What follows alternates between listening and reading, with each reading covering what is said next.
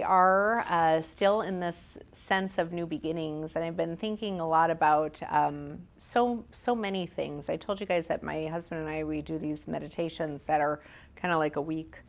They're supposed to be daily, but we've chosen to take each concept and take it out for a week, and the things that we've gained by it. And last week, the theme was based on renunciation, and renunciation really is like the key to happiness. We get so attached to things, you know, we get attached to like everything. We want things to be a certain way. We want things to turn out a certain way. We want, and when the Buddhists talk about suffering, what they're referring to is really it's wanting things to be other than they actually are. Like that's the true definition of suffering. I want things to be different than they actually are. So then you go to the next step of that and you say, so then how does renunciation fall into that? If I let go of wanting things to be the way that I want them to be, right? Or I want them to turn out, then I can start to move through things more gracefully, right? And then all of a sudden I don't have my attachment to it. It has to be this way, or it has to be this way. I grew up in I would use the words unstable. I grew up in an unstable home. And so, and and a lot of people do. A lot of people grow up in unstable homes. And, but when you grow up in an environment like that, you can either become subject to it, or you can learn tools and techniques to try to like stay safe, whatever safe means. And so you become kind of a control freak, okay? And it's because you control things in order to make sure that you're safe. So you always do that. You start kind of like noticing, you start to like watch the horizon line. I always know people that have had a lot of trauma in their life because they're always watching the horizon line in their life. They're waiting for something to go wrong. We're getting a good read on people. We're doing all of these things. We watch, because we don't want anybody to ever sneak up on us, okay? And that can be, I don't mean like literally sneak up on us, but like emotionally sneak up on us in any way. So we're always like paying attention to everything. Well, so then the next step on that is then it's like, how can I control everything? How can I make sure that if I do all of this right, or if everything goes the way I plan for it to go, it will make it so I'm less likely to have any kind of negative ramification, all right? So then those attributes start to follow us into adulthood and make us miserable, like absolutely miserable. Because then we want to control everybody in our life. We want to control the outcome of every situation. And we think we're still for and working from this area of fear and duck and cover, and I need to make sure everything's okay. And so when we talk about like, how do we actually like let go of those things? Sometimes when I say that to people, and I have been here, I've been there, when it's like, you're going to need to let go of that. And it's like, I don't even know what my life would be like if I let go. I don't even know. Maybe I would like dissolve as a human being. I would cease to exist if I didn't control everything, right? And so, and it's like we start to believe that until we actually have an experience where we don't control everything, and then somehow everything just weirdly turns out. And then we can look at it and we're like, I didn't actually control that, and it just turned out. And so the more situations that we have like that, the more things that we see like that, and we're like, am I actually controlling anything? Am I really doing that? You know what I mean? You start to kind of question it. And then you're like, maybe I'm not the masterful puppet master that I think that I am, you know? And you can start to kind of like loosen up a little bit and maybe even start to enjoy life more, which is quite cool, you know? So when when I'm doing these meditations, and each week we're like kind of really peeling apart these concepts and really trying to like, what does that actually mean to us as we have jobs and kids and relationships with other people, relationships in our own personal relationship in my marriage, things like that. It's like, how can we take the things that we're learning and actually incorporate them into ourselves and make them applicable in real time, so it's not just a waste of time, you know? And this idea of like renunciation for me and acceptance, just like pure acceptance on things, was something that I felt like I was getting really good at it even before we started doing that meditation. But in that meditation, I was like, I just really need to let that go, like whatever that is. So much so, it's so bizarre. And I'm not saying that anybody should do this because this is like a faux pas on things. But I had a session today booked and I forgot to put it in the book. And since I forgot to put it in the book, even though I talked to the person and I had booked it, I was gallivanting and doing other things because I thought, I don't have any sessions today because my book says that there's no sessions on there. And something really bizarre happened. Chris and I, we were out running errands, and then like this thing happened, and it was kind of like the person was kind of rude, and we wound up having to leave. And we were driving, and I was driving down Ellsworth and Old Ellsworth Road, and I looked and I saw a text message from Quint, and he's like, "Hey, your appointment's here." I'm like, "What appointment?" And I just happened to be passing by. And so those are those moments where I'm like, everything couldn't have worked out more serendipitously than that. And I just have like, hey, just running a second late, sorry. You know? And I mean, so things that when we think we have to control everything, we just weirdly don't. Everything worked out fine. And I was able to like show up literally on time for my session. I don't even know how that happened. So I'm not saying that that's going to happen every time. You don't want to have your head up your butt and like just assume that everything's going to be okay. But there are things where we just think that we're going to micromanage everything down to the last detail. And whatever is supposed to happen is going to happen. And in that situation, she obviously really was supposed to have that session. Of course she was. And I was really supposed to be there at that time, and everything worked out fine. Try to let it go, right? Try.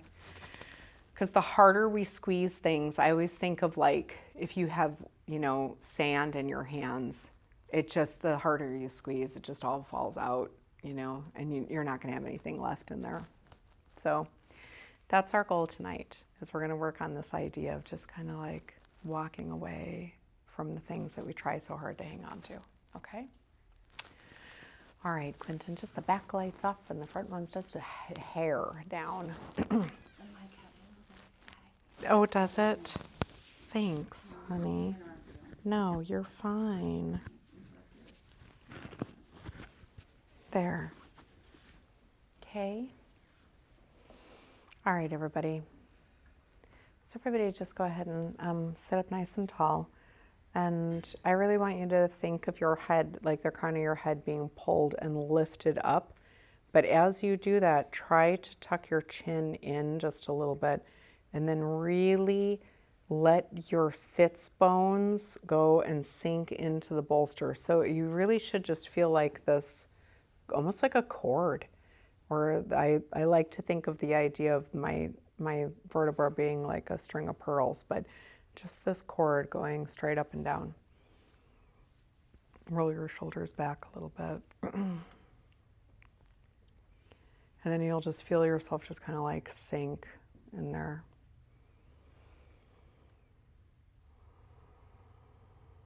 So just focusing on the forehead, letting it be nice and loose.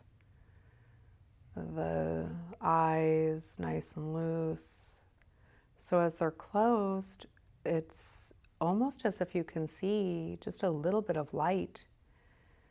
And you'll know if they're too open because you'll be able to make everything out in the exact colors and stuff like that. But if they're just barely closed. It's like you can just kind of see, and everything's almost black and white.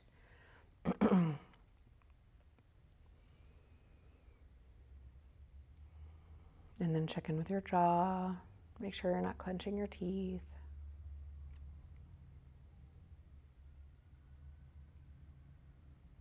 Be sure to, put that little bit of a smile on your face if you can.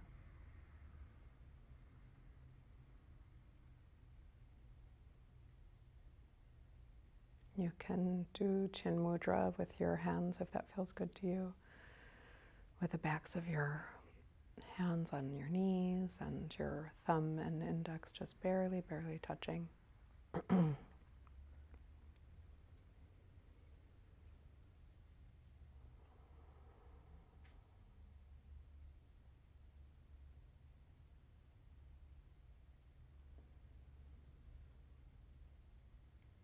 So we're just going to breathe for a little bit, just feeling the inhale and the exhale.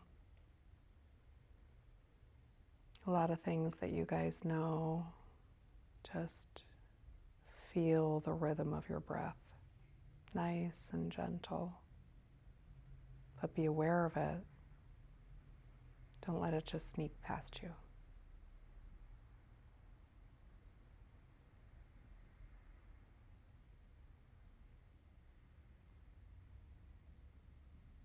And so that you can feel the lungs expand, your clothing even riding on your skin a little bit from the inhale to the exhale.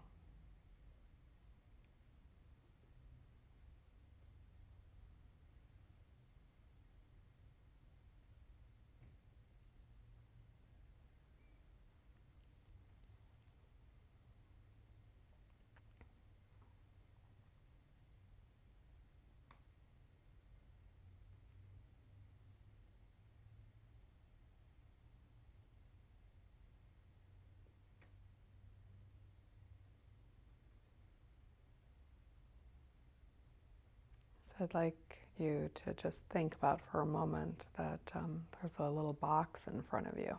Just imagine, and whatever your box looks like,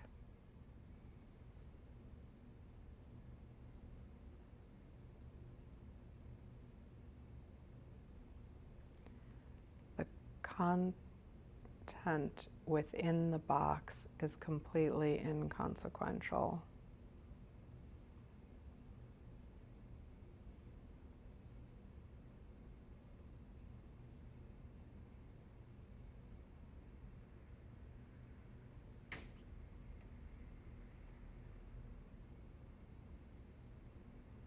So let yourself just really just focus on that box.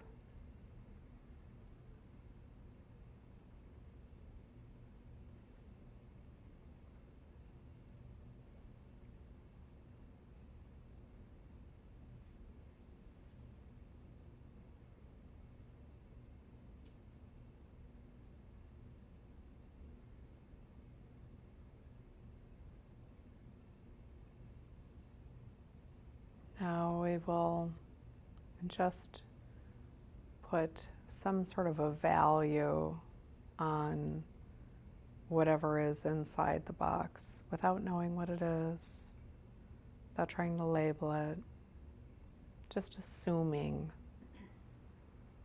that whatever's in that box is really important.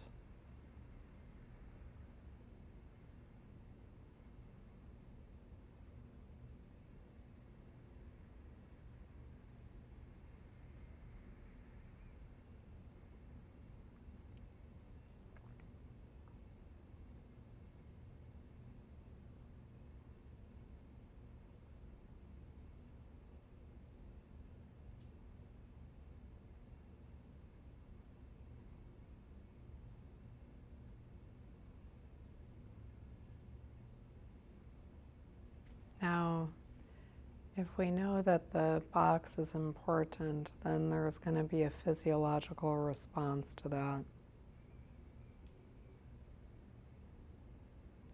So if you can even allow yourself to feel the attachment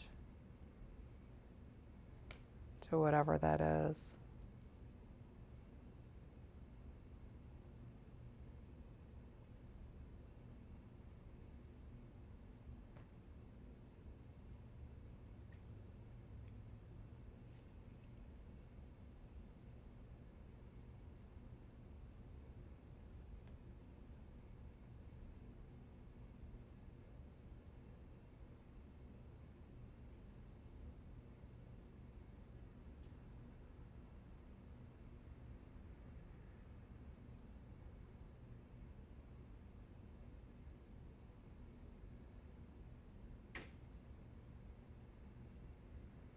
Now, in your mind's eye, no matter how important this box is, and no matter what kind of an attachment you've placed on it, emotionally, physiologically, whatever the case may be, we're just going to go ahead and imagine that we're taking the box and we're just moving it over onto a table next to us, and it will have no presence in our field, no matter how attached we are to it. And you're just going to have to trust that the box is safe on that table, away from you.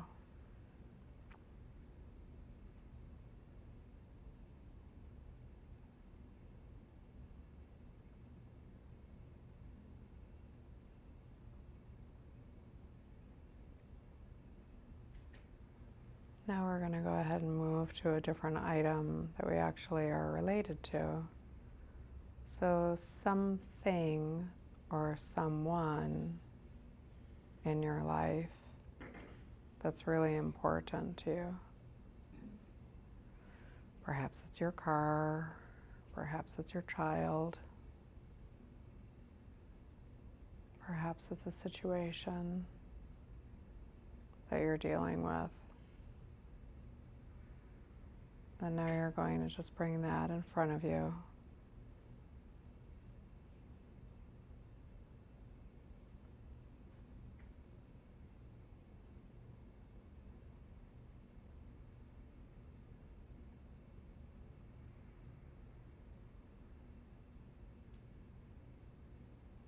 And again, allow yourself to really feel the emotional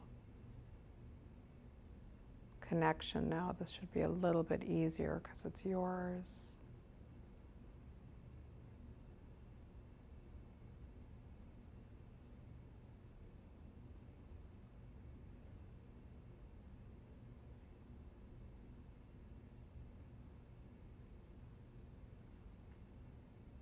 You can notice if there's any change in your physiology, your heartbeat, or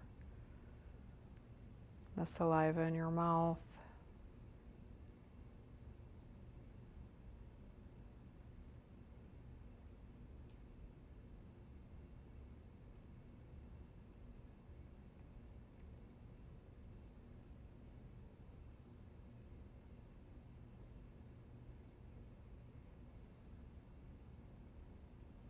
Feel how important this thing is. Object, person, or situation.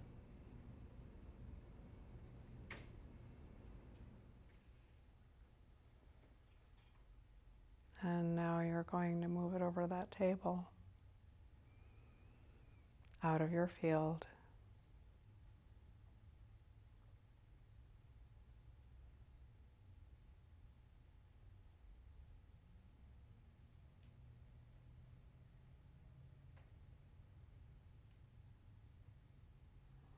And we'll just pick one more object, person, or situation.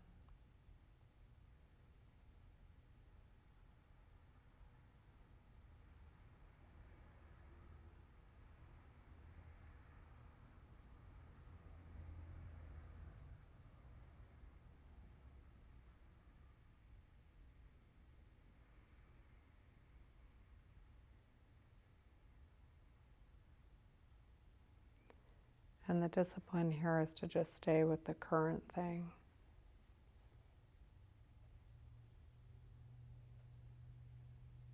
It could be an assignment that you have to do. Who knows? Just hang on to it.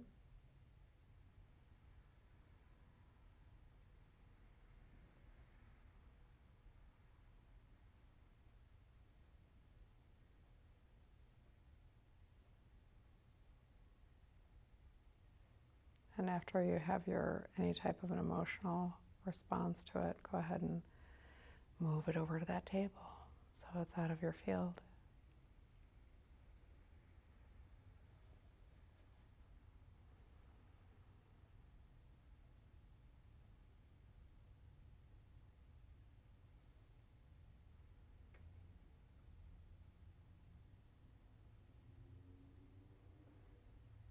So now the image in your mind can literally be just of open space.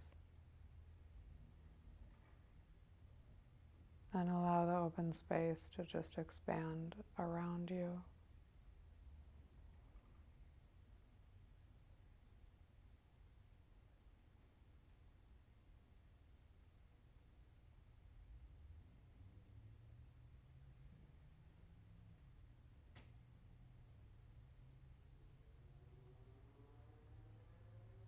Sometimes the feeling of the open space surrounding you and that vulnerability is scarier than anything else.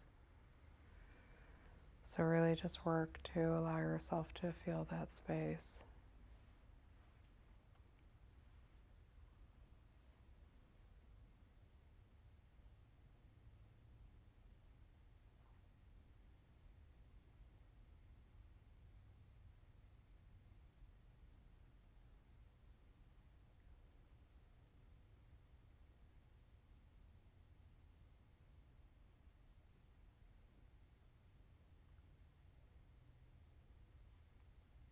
Now in your mind's eye, you're going to just look at that table and see those things there, and you don't need to pick them up and you don't need to bring them back in front of you. But I just want you to check in to see if your body still has the same attachment or need for it that you did from the beginning.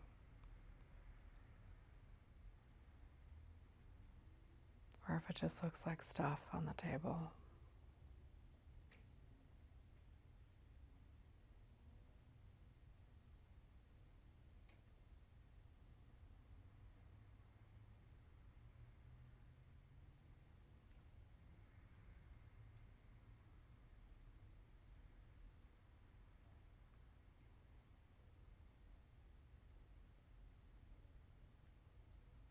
So now just break your concentration, but tap into your body.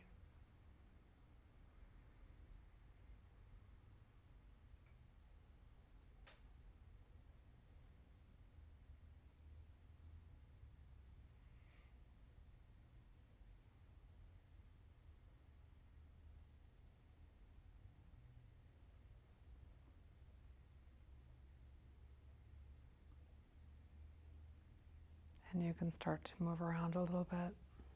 And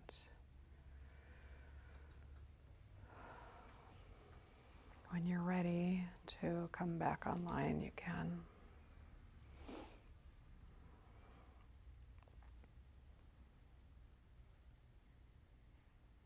Okay.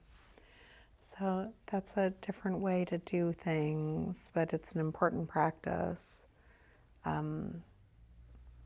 Could anybody feel a shift in their physiology at all from one thing to the next, or did you just stay clinging? Did you stay clinging? Yeah. So work on this, okay? There's a Qigong tactic that you do where you take your situation and your problem and you like hold it imaginatively in your hands, and then you place it on a table, and then you keep doing this. And so we did this in meditation, and over time those things, those attachments that you're trying to control so much, they get quieter and quieter and quieter.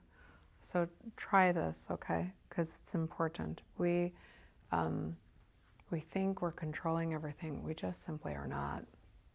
We're just not. And anybody who has had a life change in their world, you know that.